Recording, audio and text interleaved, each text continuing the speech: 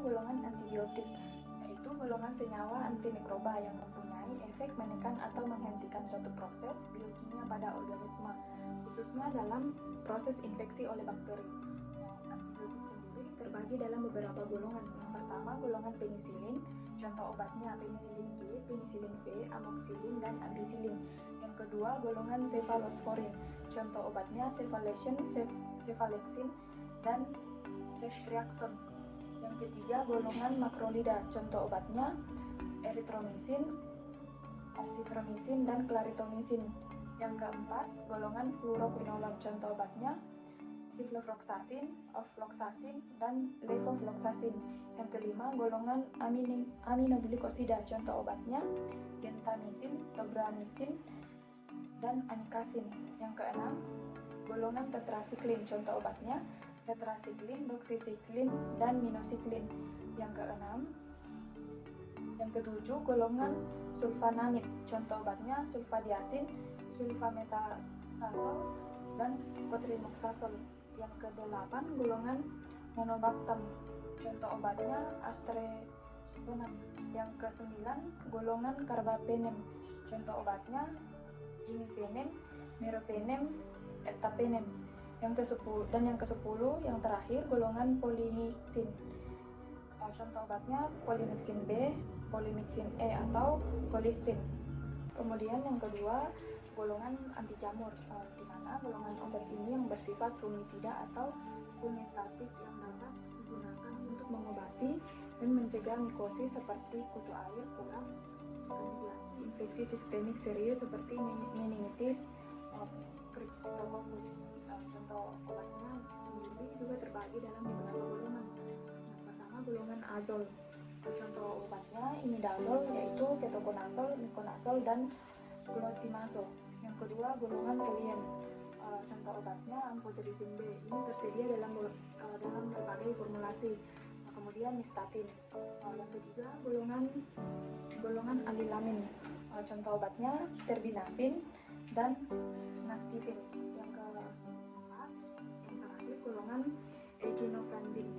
Contoh obatnya caspofungin, micafungin, dan amidulafungin. Kemudian yang ketiga, golongan antimalaria, yaitu kelompok obat untuk mengobati dan mencegah malaria.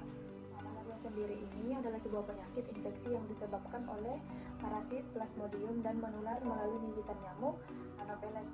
Antimalaria sendiri juga terbagi dalam beberapa golongan.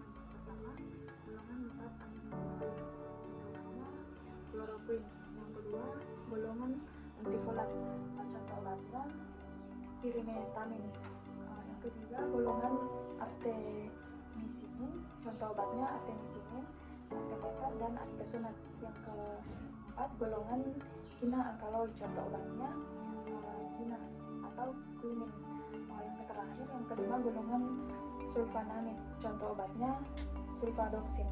Kemudian yang keempat, golongan antihipertensi, yaitu kelompok obat yang digunakan untuk menurunkan tekanan darah akibat hipertensi, di mana hipertensi yang tidak ditangani dengan benar dapat menyebabkan komplikasi mulai dari stroke, serangan jantung, gagal jantung, hingga gagal ginjal.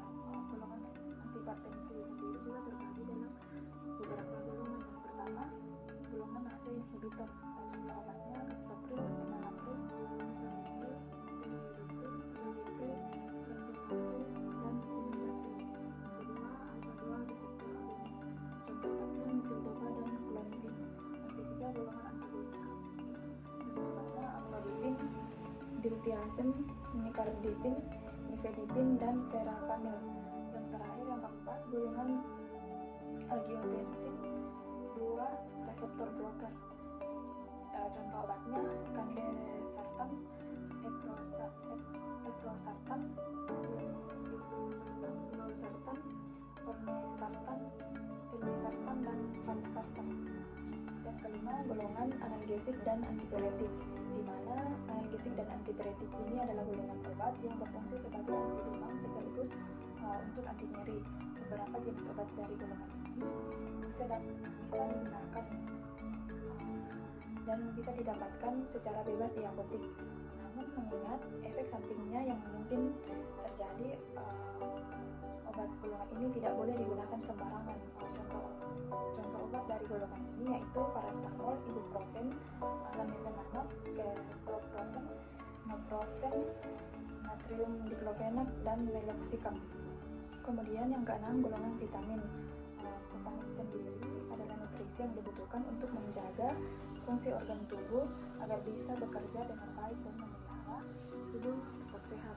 Vitamin dapat diperoleh secara alami dari makanan atau dari suplemen yang bisa diminum ketika asupan vitamin dari makanan tidak cukup. Vitamin sendiri digolongkan menjadi dua bagian, yaitu vitamin larut lemak. Contohnya vitamin A, vitamin E, vitamin D, dan vitamin K. Kemudian vitamin larut air, contohnya vitamin B1, vitamin B2, vitamin B3, vitamin B6, vitamin B7, vitamin B12, vitamin B5, vitamin B9, dan vitamin C. Yang ketujuh, golongan antivirus.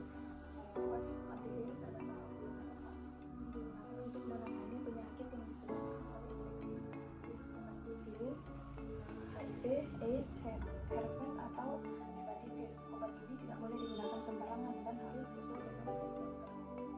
Antivirus sendiri juga digolongkan menjadi dua, yaitu yang pertama nukleosid reverse transkriptase, atau contoh obatnya adefovir dan pudin. Kedua, penghambat RNA polimerase, contoh obatnya viravir dan ribavirin. Kemudian yang kedelapan, golongan antidotum. Antidotum sendiri ini yaitu jenis obat untuk menyembuhkan keracunan. Obat dengan jenis antidotum ini biasanya diberikan pada pasien dengan indikasi keracunan atau intoxikasi.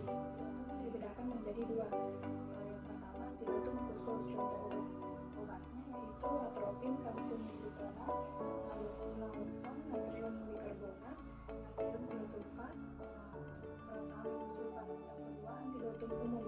Contoh obatnya karbon aktif dan magnesium sulfat. Kemudian yang kesembilan, golongan antihistamin. Antihistamin sendiri ini merupakan golongan obat yang banyak dikonsumsi ketika reaksi muncul, seperti bilik tersukat, mesin bensin, dan kulit yang gatal. Antihistamin sendiri terbagi atas dua golongan. Obat antihistamin generasi pertama, contoh obatnya difehidramin, chlorpheniramine, brompheniramine, dan triprolidin. Yang kedua, obat antihistamin generasi kedua. Contoh obatnya loratadin, cetirizine, fexofenadin, dan desloratadin. Yang terakhir, golongan antiinflamasi. Obat antiinflamasi sendiri ini lebih dikenal sebagai obat anti radang, adalah obat yang berfungsi untuk mengurangi atau menekan peradangan di dalam tubuh serta dapat meredakan nyeri atau menurunkan demam. Obat antiinflamasi non-steroid contohnya aspirin, ibuprofen, naproxen, ketoprofen, dan diklofenak. Obat antiinflamasi steroid contohnya prednison, metilprednisolon, dexamethasone, betamethasone, dan triamcinolone. Kemudian obat dari antiinflamasi topikal, contoh obatnya caprolactam, piroxicam, dan indomethacin. Terima kasih sudah menonton dan sampai jumpa.